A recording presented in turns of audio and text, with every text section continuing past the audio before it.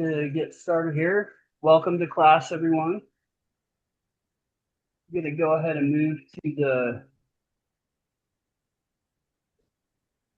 the board here. So,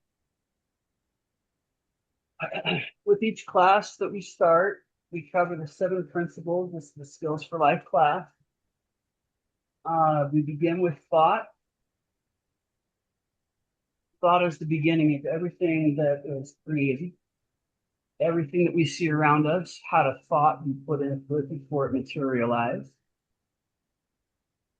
Next, we have perception, which is also a collection of things that come about through thought, moving into beliefs and how we view the world. After perception, we come to choice and accountability. It's a crossroads for us to be able to change the outcome of the momentum that our thoughts have given us to take us to a place of our choosing as we are conscious of it. And then that brings us to cause and effect. Everything has an effect laid out and a cause. When there's an action, there's an equal and opposite reaction, and that's the simplest way to think of it. Next, we have abundance and gratitude. What we do comes back to us multiplied. And in a way, we could talk about cause and effect and abundance and gratitude together.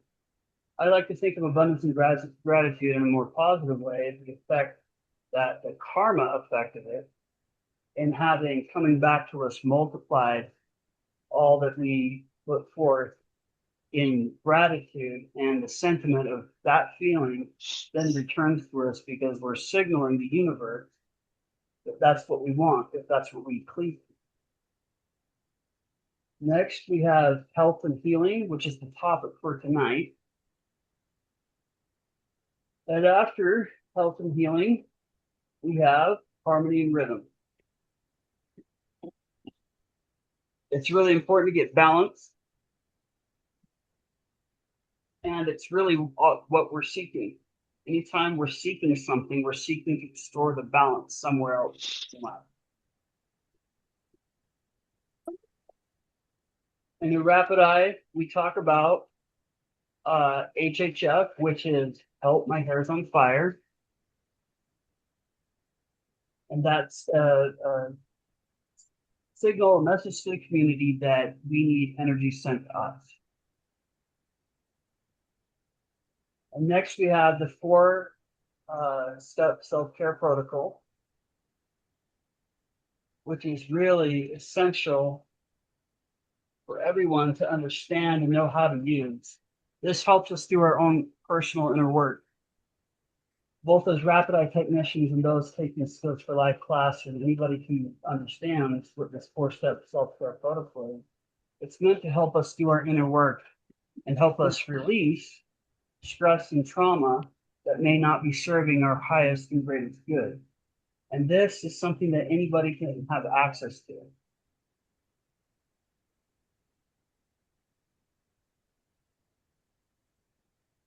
And speaking of personal inner work, you have what's called the universal 2x4, which are signals that the universe gives us to let us know kind of where we're at on a path.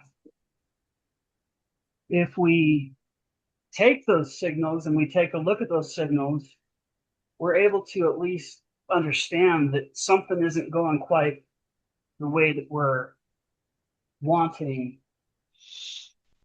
to be affected by. We're not getting exactly the results that we're looking for.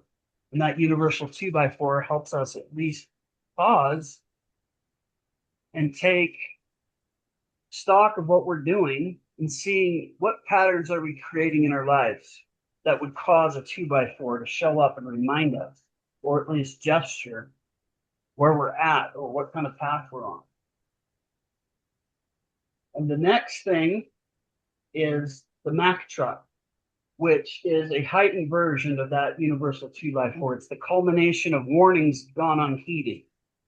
It's the big reminder that I don't think any of us want is a Mack truck letting us know in possibly the worst way that things have gone beyond neglect when it comes to the things that we have coming back to us. If we didn't want those things, we were perhaps ignoring all the 2x4s that came before it.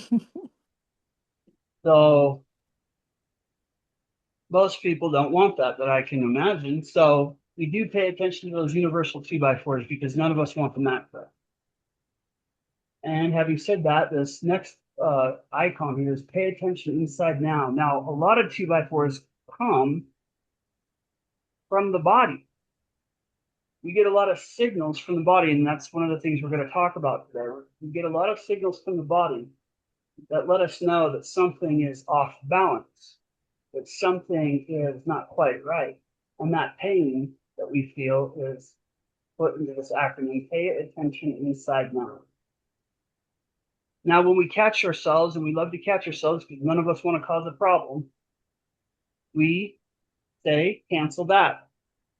We want to send a proper signal or something that we want back out to the universe saying, no, we don't really want this. So, and some of us think of cancel that when we think of road rage, or just, somebody making us upset at the grocery store, or something that we encounter that we notice our response about, and we take pause to notice it, and we say to ourselves, do I really want to send this out to the universe and have this just come back in a way that I don't want? So we say cancel that whenever we catch ourselves sending a message that we really don't want to send.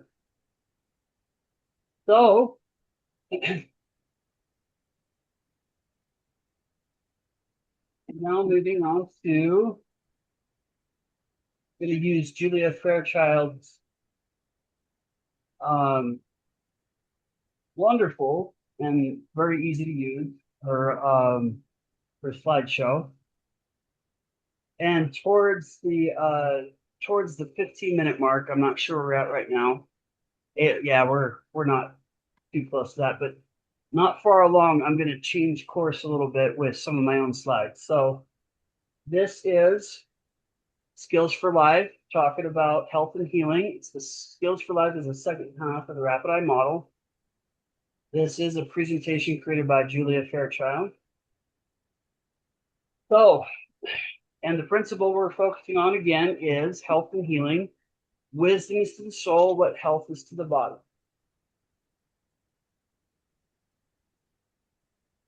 The mind directs the body, and we direct the mind.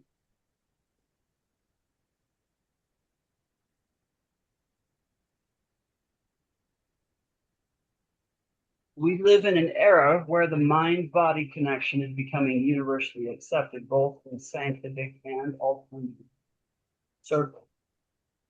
And that's something that I really am grateful for. The dogma is starting to lift about how we think about the mind, body, and spirit. It's starting to be more common that we're seeing the acknowledgement of certain things that we didn't see in times past. Yeah. This is not a new idea. So Helen Flanders Dunbar, a pioneer in psychosomatic medicine and dubbed the mother of holistic medicine, wrote in her book, Mind and Body, it's not a question of whether an illness is physical or emotional, but how much of each. And as we know now, the further articulation of that is that whenever we experience an illness, there is dis-ease in the body. We know that there is something that is on a level that helps supply what we call disease.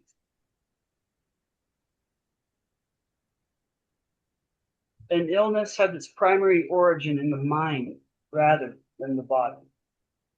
We just see it show up in the body. So, and it's so great that we can now look at that and say, well, what are my thoughts creating? What are the things that my thoughts are creating that could show up in my body? It's a pretty powerful thing.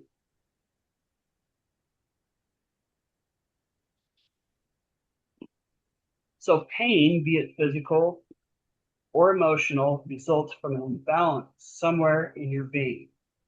It is evidence of some sort of toxic.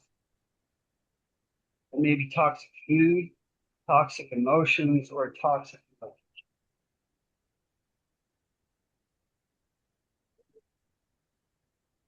So pain, just like we talked about with the acronym. So pain serves as a positive purpose.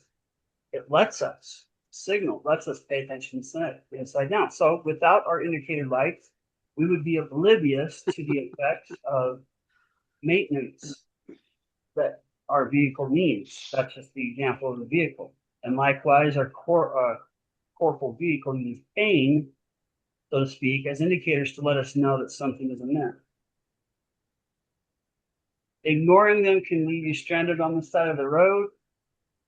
And, why are we more attentive to our dashboard than our own hearts? Well, that can be in varying degrees. I think the people that make that connection understand that there are things that can be done. Like if you had a whole bunch of lights show up on your car, I think the first thing that people do is they want to run a diagnostic, a computer diagnostic. If you want to know exactly what specifically that is. And so, what are the diagnostics that we run? We can look at patterns, but what are the things that we run with the knowledge that we have to figure out what might be giving us those blinking lights? One of those things is overreacting, having a big, huge emotional reaction to something. Um, that gives us a sign. Our physical bodies give us a sign how we're feeling, both emotionally and physically. And also, if you got too much stinking thinking going on, that's a good indication that you might want to pay attention inside now. Has anybody ever caught themselves and thank you for sharing that one out. Has anybody ever caught themselves, hearing their voice and saying, you know Yeah. what? I don't like how that sounded. Yeah. Yeah, I've It had, happened to me. And, then it calls into question what kind of narrative we might be running in our mind. And that is really important because if we're running narrative in our minds and we connect it with maybe a reaction that came out of us that we're not really happy with, it might be good to take a step back and look at that. So thank you for sharing that, Linnell. You bet. I think sometimes after the fifth time you've been called and asked about whether you're on Medicaid or Medicare Part A and B, and I'm going, I'm not on Medicare, or I'm not your target audience. Let me help you serve some time, but Yeah.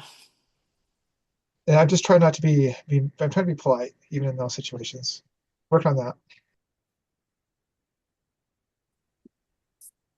So, and of course, it doesn't mean that we have to self-sabotage by running narrative when we catch ourselves, especially in the I ams. Those we got to be careful of. We just notice it for what it is and we deal with it.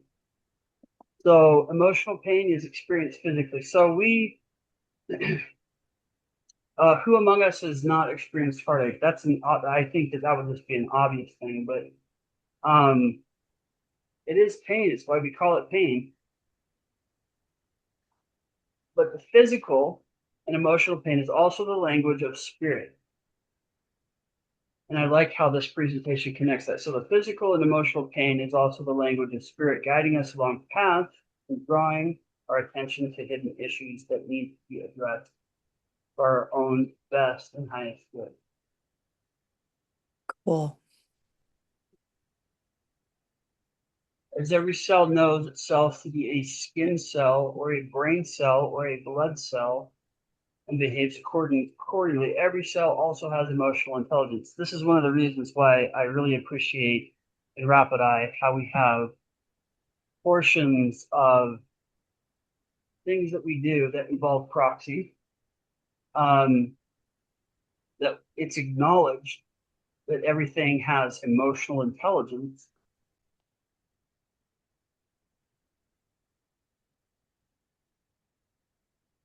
Okay, so back to where we are. So emotions are stored in areas of the body which relate to that emotion, the place from which that emotion is expressed. Thus, the issues are in the tissues. That's a good way to remember it. Issues are in the tissues, right? So it may not feel that way, but this is really good news. Once you understand where a problem can be, you're able to deal with it. The body has built in a warning signal to keep us safe and well and to encourage our spiritual growth. This is one we've seen many times now. Change happens when the pain of staying the same is greater than the pain of change.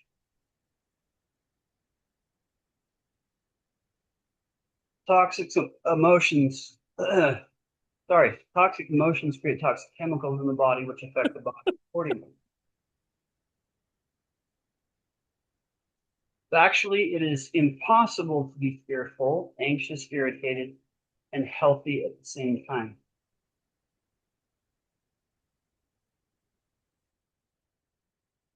Your physical health is a reflection.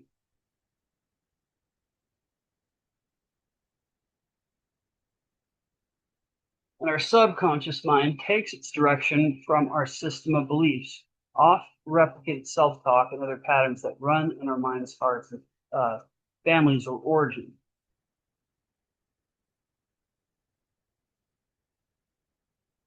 The power of the subconscious mind is many times more powerful than that of the conscious mind. So I want to ask, why would that be?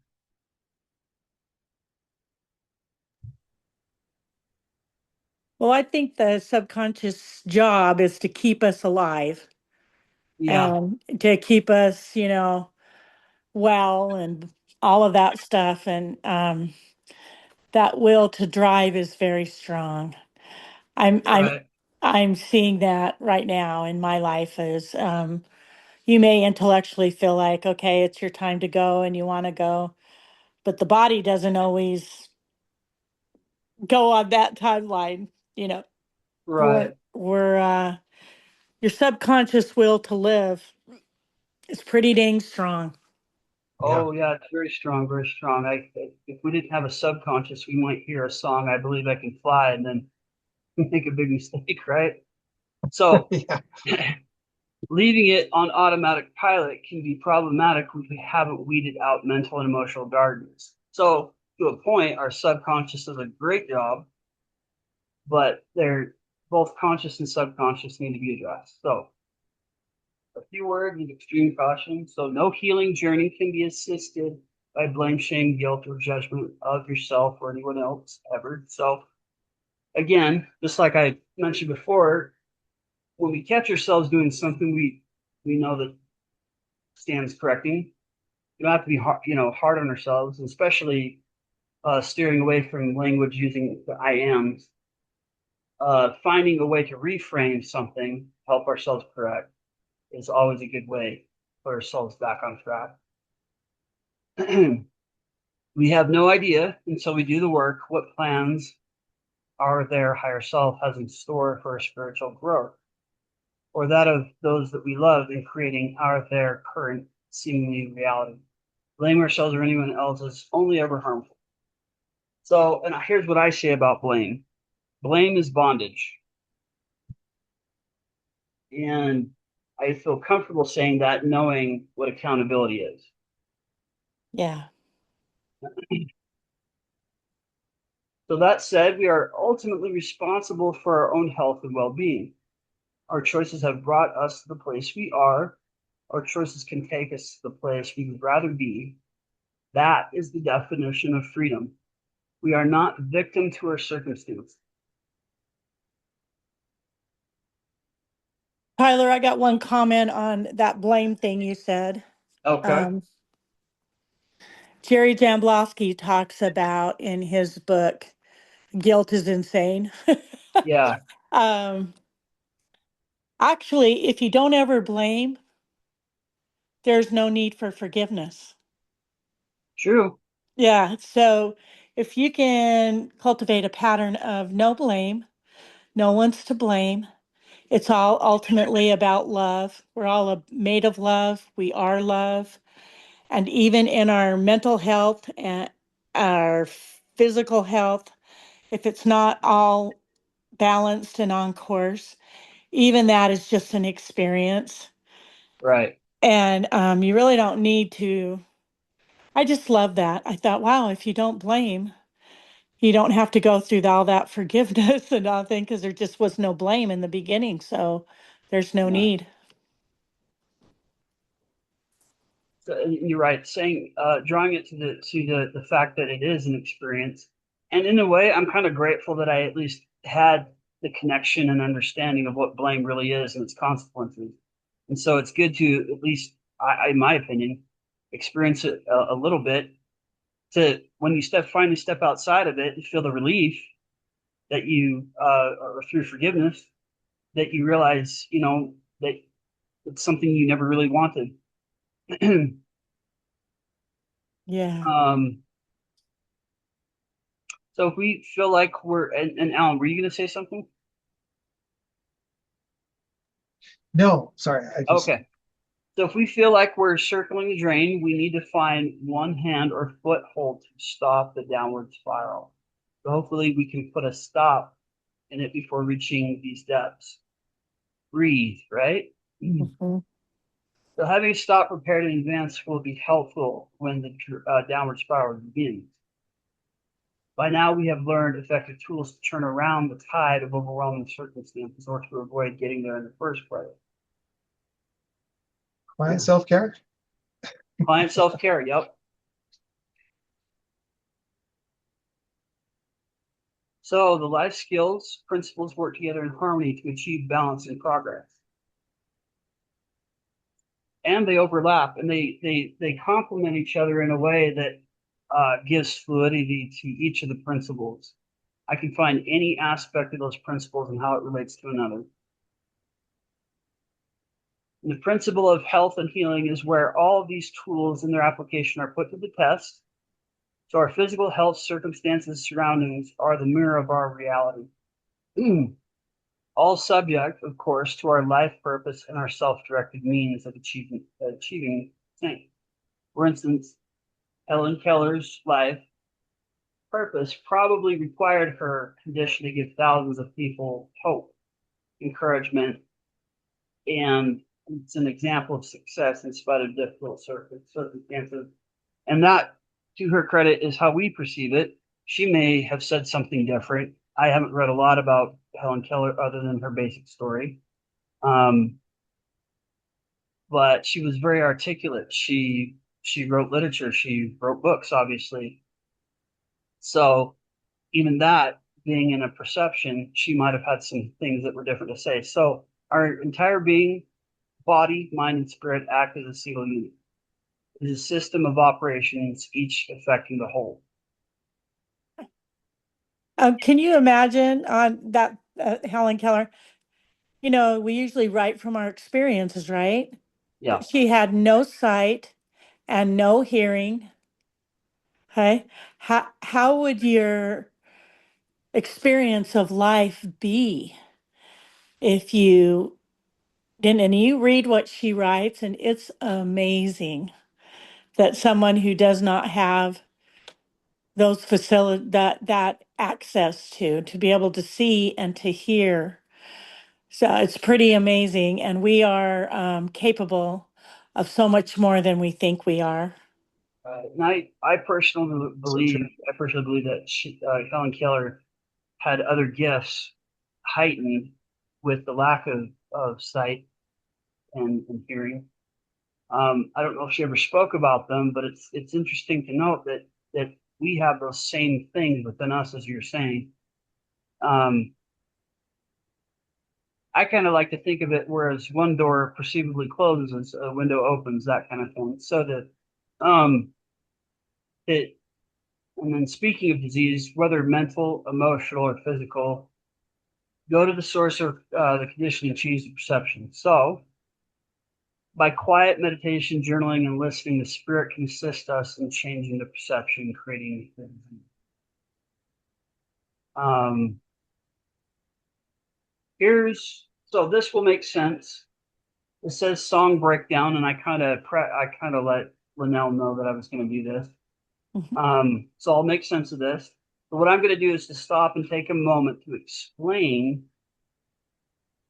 um, what happened with the song creation process of the upcoming song, because a good deal of it relates to how I write all songs and what motivates me.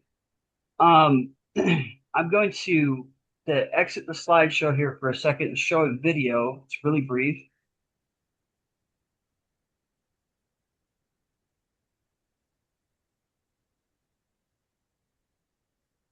Do you see that, everybody?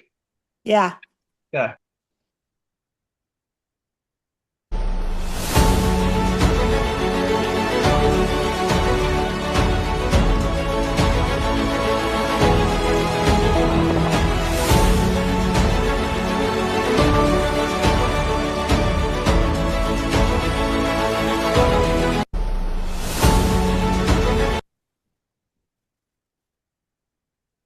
Huh. So that was really short, really, really, really short. But did any of you, and I know Linnell did because she sent it to me, but did anybody else catch anything out of that?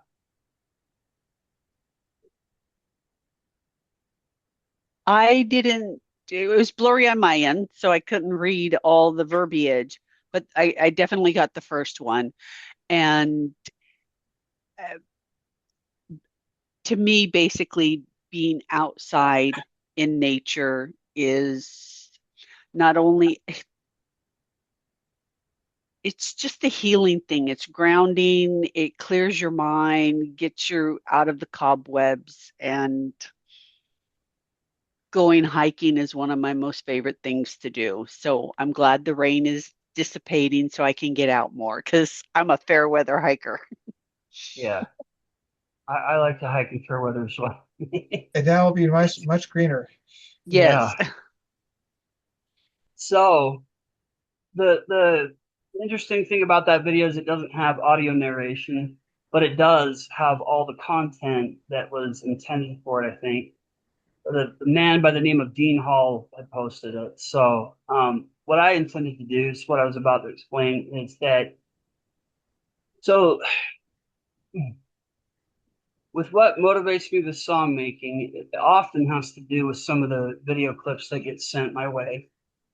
And on behalf of this class, that motivation no less includes the entirety of the extended video description of the clip we watched, which is typed up there on the video, but it lacked the audio narration.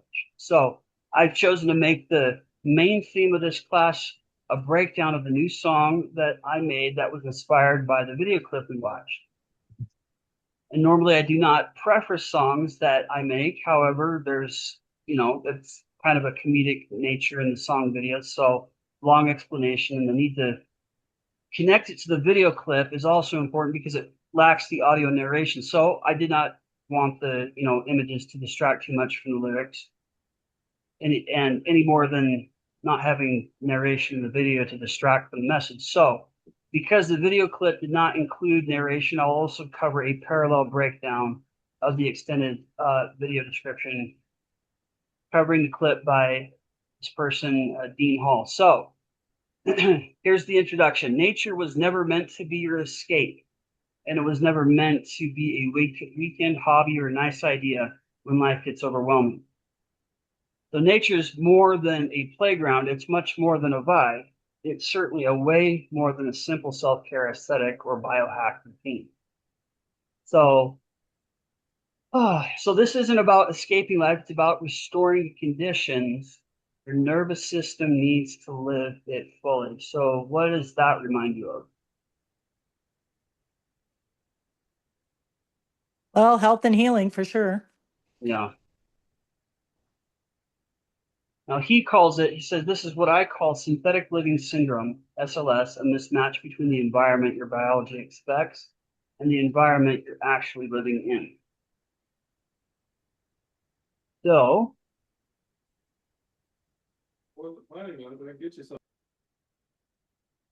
I'm just going to cover verse 1 here. So line 1 of verse 1. So we call it recreation, to then esteem it as much more.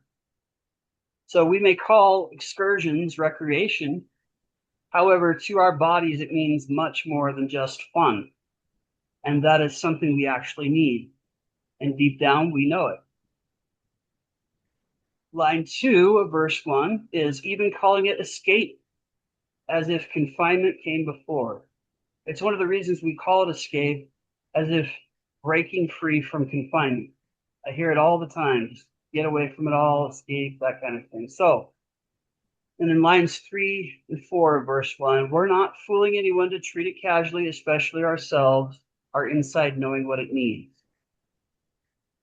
We do respond to nature. It's why we feel so peaceful when we take a walk or a hike like that. So, verse 2, line 1 of verse 2 is the outdoors on my last list of things that I could pursue. So all of us, we all get busy with our urban lifestyles, mostly out of sheer necessity. Line 2 of verse 2, caught up in the scramble of survival paying dues. So bound by the busy cycle of earning money, paying bills, working for the man, right? Line 3, verse 2 is something has been paging me. I hear my name without mistake. So our natural instincts are alerting us to unnatural confinement and conformity for a situation. Line 4, verse 2. Only now it's not the rat race tricking me into taking another lap around its lane. So this body signal is obviously not coming from the workaholic subservient working class clout that we often experience. Although being in the rat race for so long, corporate cubicle drudgery might be beneficial in provoking that body signal. We might be like, oh, I just need to step out, you know? And that is kind of like, think about it, it is kind of unnatural to be cooped up in a space like that for that long.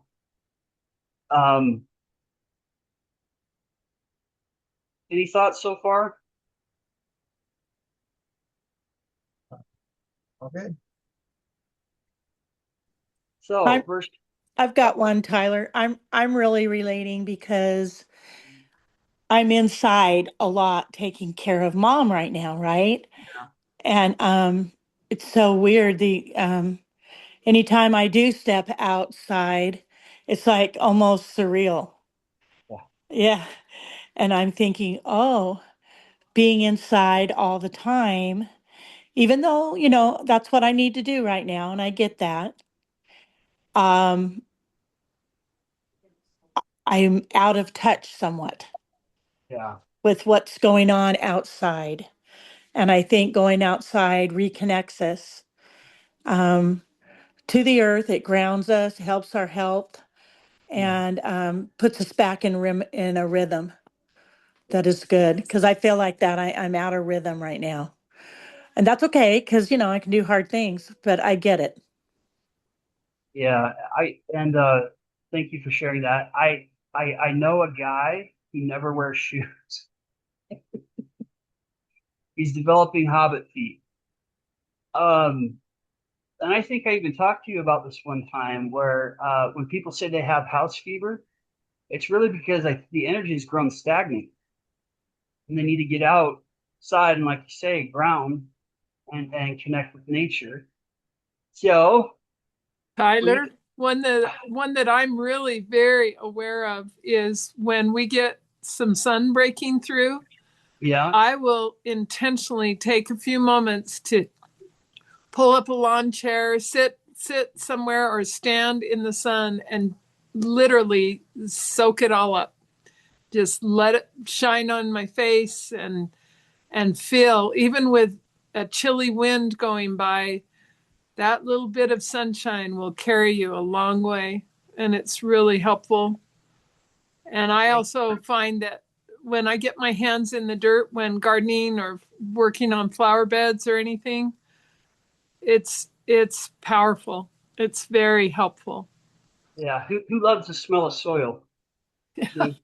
I do. I love it. It's great. Yeah, no, you're right. That's such a good thing to do. So, and thank you for sharing. So, verse 3 is thinking about urban city life. So, verse 3, line 1, is it too many signals or too many flashing lights? So, do we have way too much artificial stimulus? Verse 3, line 2, or just too few of the ones that maybe help me sleep at night? So, not enough natural stimulus? Verse 3, and my wife, she goes to sleep with white noise and ocean sound, and I love that stuff. Um, verse 3, lines 3 and 4 are life can give its promptings, and the ones that stay outside fit our function like the mold we came from long ago in time. So basically, our outdoor wilderness signals and stimuli fit our function perfectly because of how we evolved alongside them.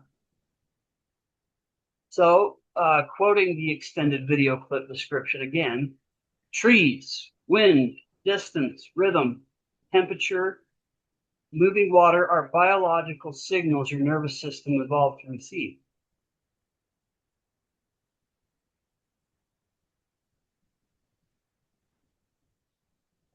Oh, I'm going to real quick check and see if anybody else was coming on board. I don't think so. I know Alan's looking out for that. Okay, so bio-wild psychology works differently than mindset work or willpower-based healing. We don't start with thoughts, we start with signals. So this is not going against the principle of thought being the origin of creation. It's simply drawing attention to where bio-wild psychology focus begins.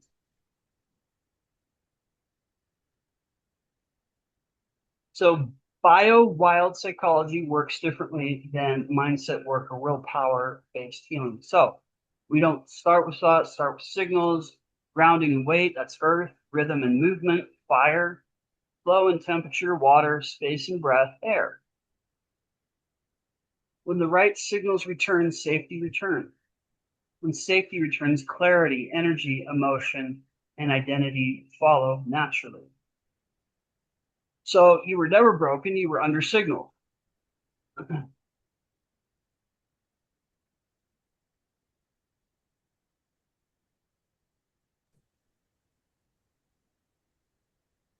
Verse 4, and by the way, the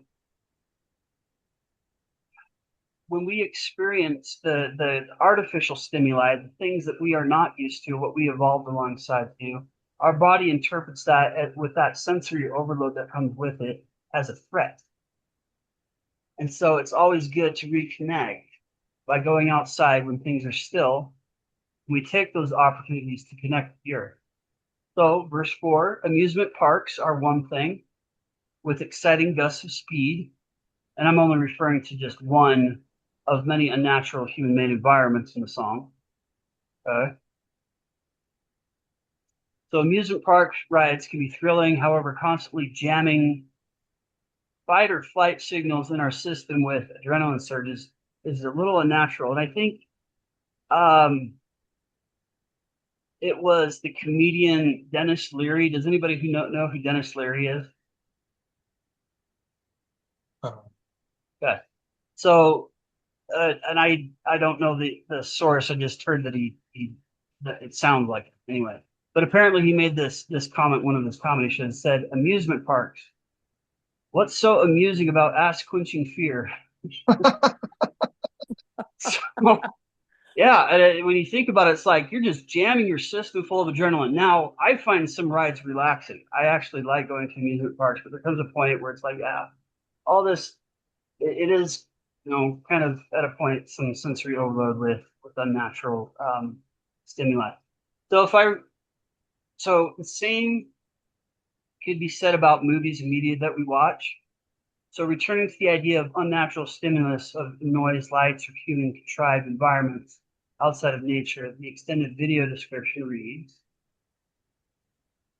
modern life floods us with artificial cues, screens, speed, noise, confinement, constant alertness. The nervous system interprets that as persistent threat. Even if nothing is wrong, So I tell you, I think that's the reason why early on, before I even married my wife, I just I just ditched the idea of having a TV. I don't have one. I haven't had one for years since I was 17, I think. That's just me. Find something kind of neurotic about it. So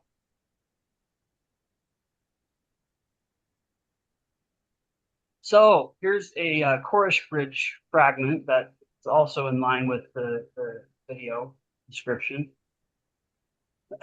Our nerves are operating, responding more than to our making. So your body doesn't calm down because you believe in nature. It calms down because nature speaks the original language your nervous system understands instantly and easily. And this person, this uh, Hall guy, he said further goes on to say, so if this, I think what he said is funny. So if this landed in your body and not just your head, comment breakthrough, and I'll send you information on how to learn more and join the Wild Pure Way community. Yeah. So, but environment does play a huge role. And this last line here in this bridge fragment, I'd say is if location there contributes, what better than the wild that makes our framing? So we evolved alongside nature in this way. What better way to connect with the earth than to go outside in untouched nature, where there's nothing contrived.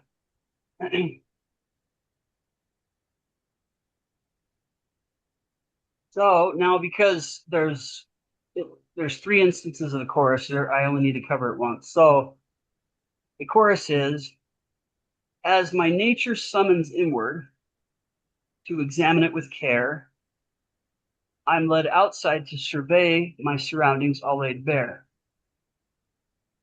The untouched side of heaven, undisturbed by hand of mine, in a way that follows Mother Earth without any ruse or dye. So I think most of that would probably make sense. I just want to comment on the last line here is that it's important to get away from it all to a place that is undisturbed and uncontrived by human meddling. So this is what is meant by without any bruise or dye. So in a way that follows Mother Earth without any bruise or dye.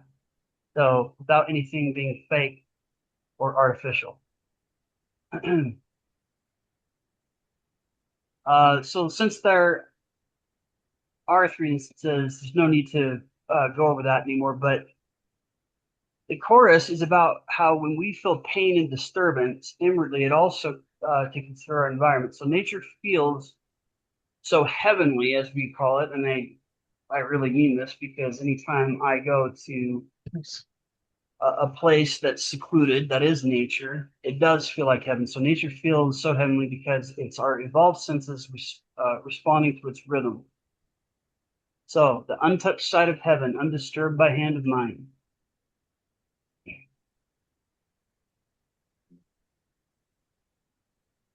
So our senses seek to syncopate with it. This is why we feel calm in nature settings. So back up at the beginning of the course, as my nature summons inward to examine it with care, I'm led outside to survey my surroundings all laid bare. In all fairness, the lyrics to this song, has obviously a serious intent to it. I want to mention though, in creating this song, I did not anticipate, it was not my intention to create something comedic, but because I was trying to tweak the music, it kind of ended up being that way. So, who here has seen Nacho Libre? Oh, me. Well, I knew you'd say yes. So it's always good, to get a good laugh, and of course, not all the songs they make are comedic, but this I kind of think helps with a little bit with how some of us might have been feeling. We all use a good laugh, but the words are important. So I wanted to preface the song because I didn't want the imagery or the lightheartedness of the video to distract from the lyric. because the lyrics are important. It's just that, um, in a way, we don't really recognize a lot of the things that happen when we're connecting with nature and how important it is. And I used to think of everything being that along the lines of camping trips. And sometimes camping trips can get kind of uncomfortable. Um, but personally, I don't need to like go to the mountains, and I'm very lucky that I live close to the mountain. Sometimes you just need to step outside, get out of the house, break away from all that stagnant energy, and do as kind of what Marion uh, talked about. And I'll take that as a suggestion. So if I see the sun breaking, I'm going to go and stand where the sun is breaking because that little bit of connection really does a lot for us. And it's our internal response to an outward need that we need in our environment. Any thought? I've also been reminded the last few years about the power of hearing the sounds around, even when we live in, there's other, sounds of highways or roads or somebody mowing their lawn or whatever. You still benefit from hearing at different times of the day, especially the birds singing, because when the birds are singing or making, their sounds and calling out, it calms us down. And I never really understood. I just always thought, oh, that's really nice. I've understood more now that that is so primal for us, because when the birds would be singing and calling, it meant that things were fairly calm, that it was safe to be outside. And that's very primal from early foundational times of human beingness. And so I thought that was really kind of cool to think, pay attention, take a take a moment to breathe in what you're experiencing outside. And even the flow of a road can have a rhythm to it. And there is something about that we are a part of the earth, and even our intrusion upon it still becomes a part of the rhythm that we live in every day. It's so fascinating to me. My father, who Linnell and Alan have some memories of, he's been passed for some years now, but I finally realized that my dad was not, he was respectful of time and seasons and when to be somewhere. But I finally figured out he moved according to earth rhythm, earth time. And that helped me understand him a bit more. Anyway, kind of an interesting thing you're sharing tonight has reminded me about those. Yeah, and I didn't anticipate before making this. I didn't anticipate the depth that was just in this video. It's kind of ironic because it didn't have the audio narrative, and yet it had this whole long thing, description about what it was about. So that was interesting. So Dean Hall is his name. Um, I maybe I'll take him up on his breakthrough. He said, "Say send breakthrough, and I'll connect you." Okay, so anyway, so the song I made for tonight, that I'm going to share here in a second. Again, it's obnoxious, it's sarcastic, it's comedic. So fair warning, it is. It's, I'm hoping that you'll grasp the humor and like the intent of it, because it was either that or just keep making more versions of the song profile through the style guide prompt that it would not follow. It like that was actually the backstory of that is that I created a style guide prompt, but there was some glitch in the system and it wasn't following the prompt. So it just gave me this endless song profiles. And it's like, ah. So I picked the one that was the most fitting. And I don't know, at least to me it fits. Anyway, so I will get to that. See if this will let me escape. I'm excited to hear this. All right, here we go.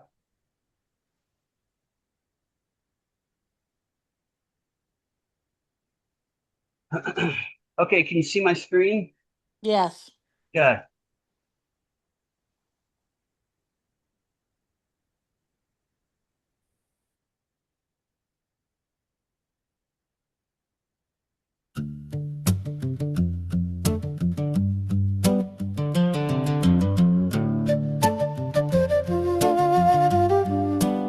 We call it recreation, to then esteem it as much more. Even calling it escape, as if confinement came before. We're not fooling anyone to treat it casually, especially ourselves, our inside knowing what it needs. The outdoors on my last list of things I could pursue, caught up in the scramble of survival, paying dues. Something has been paging me, I hear my name without mistake. Only now it's not the rat race tricking me to take another lap around its lane. As my nature summons inward to examine it with care, I'm led outside to survey my surroundings, all laid bare. The untouched side of heaven, undisturbed by hand of mine, in a way that follows Mother Earth, without any ruse or die.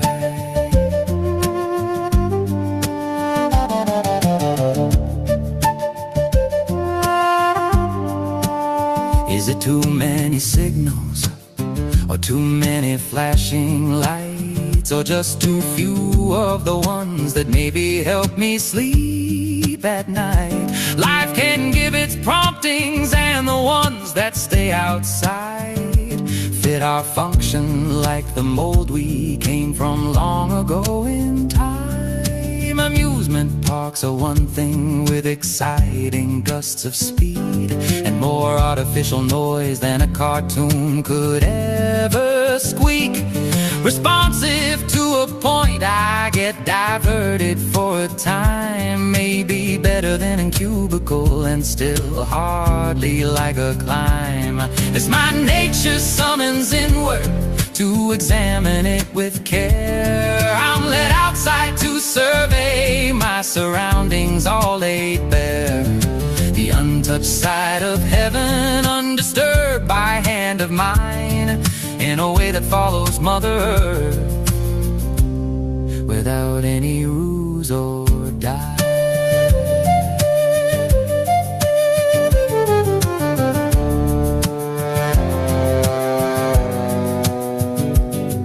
Our nerves are operating, responding more than to our making. If location there contributes, what better than the wild that makes our framing? As my nature summons inward to examine it with care, I'm led outside to survey my surroundings, all laid bare. The untouched side of heaven, undisturbed by hand of mine, in a way that follows Mother Earth, without any ruse or die.